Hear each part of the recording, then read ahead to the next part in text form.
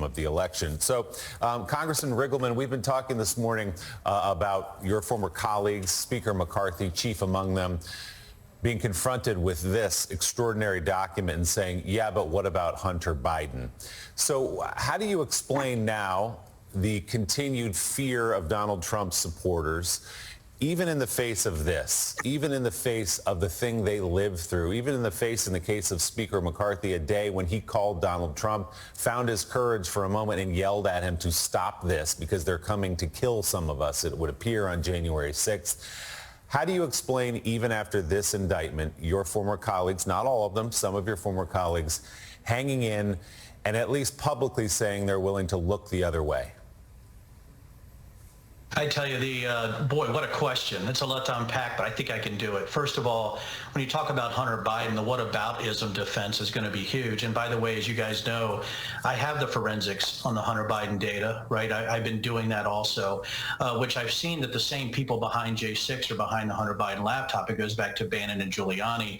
And if you look at Giuliani, it looks like he's one of the ones indicted. So it gets more and more dangerous as they go down the Hunter Biden laptop route.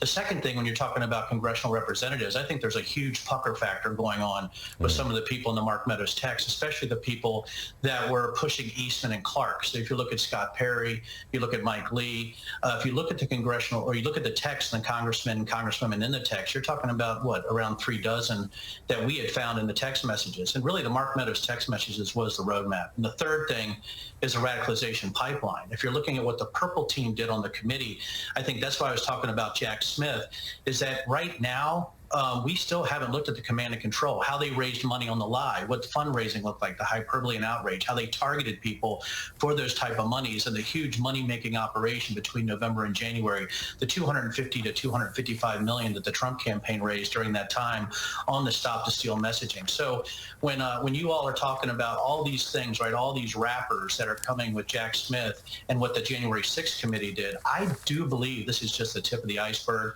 I believe that the Hunter Biden laptop is going to be used for whataboutisms, which is pretty weak. I do think the congressional representatives are really scared today when you're looking at the evidence. And I think we still have the whole command and control side that was done as far as the radicalization pipeline and maybe, you know, down to wire fraud and things like that. So again, I think we're just, I think it's just starting, to be honest. Congressman, you went down the line. You just rang a lot of bells there, and it's so fascinating. I can ring some bells too.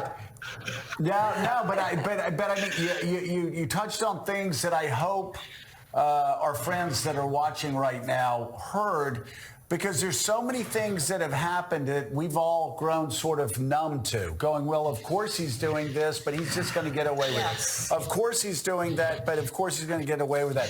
Of course members of Congress are trying to push a conspiracy against the United States of America, but they're going to get away with it. But the one that really, the bell you rang that I suspect will be rung again by Jack Smith, is the big lie as a $250 million profit center. Steve Bannon, arrested, indicted, charged, convicted for lying about a scheme to build the wall. But that was just like, that was nothing. That was a spring picnic compared to Donald Trump lying, raising $500 million. Just everybody needs to listen to what the Congress just said. Donald Trump raised $500 million, or $250 million based on that lie. $250 million.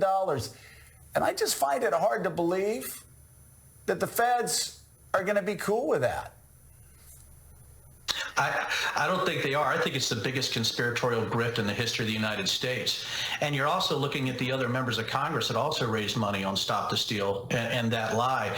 You're also looking at, how about this? How about the RNC? How much money did they raise on that? So when you start stacking those monies, and you stack the monies today, you know people are still fundraising off it today.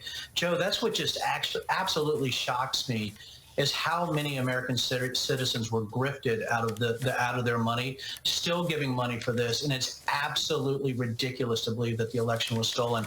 Again, the alternate electors is just the beginning. And by the way, Joe, Mika, everybody there, when you're looking at the text messages from Mark Meadows, you know alternate electors and state legislators were texting with Mark Meadows. Not only that, the people that were doing the crappy studies at Antrim County, Michigan, the people who said they were cyber individuals like the ASOG, all that stuff runs through those text messages. So to come full circle, when you're looking at the amount of money that was coming in, the other thing that's absolutely fascinating is that Mark Meadows, at this point, you're right, Joe, at this point, was not, as far as the definition, not on the descriptors for the co-conspirators. And I think to have the chief of staff, who was involved with every single person on that co-conspirator list, think about it, every single person. Central. Mark Meadows was actually dealing with every person. For him not to be on there is just a massive indicator to me. All right, Yeah. Congressman, thank you. Denver, That would be Riggleman, one. we greatly appreciate it, even with all the bell ringing. Mark Meadows was central. Important info. Thank you so much, Congressman. And Thank you, sir. Really, I feel Thanks, like we sir. need to circle back really quickly based on what the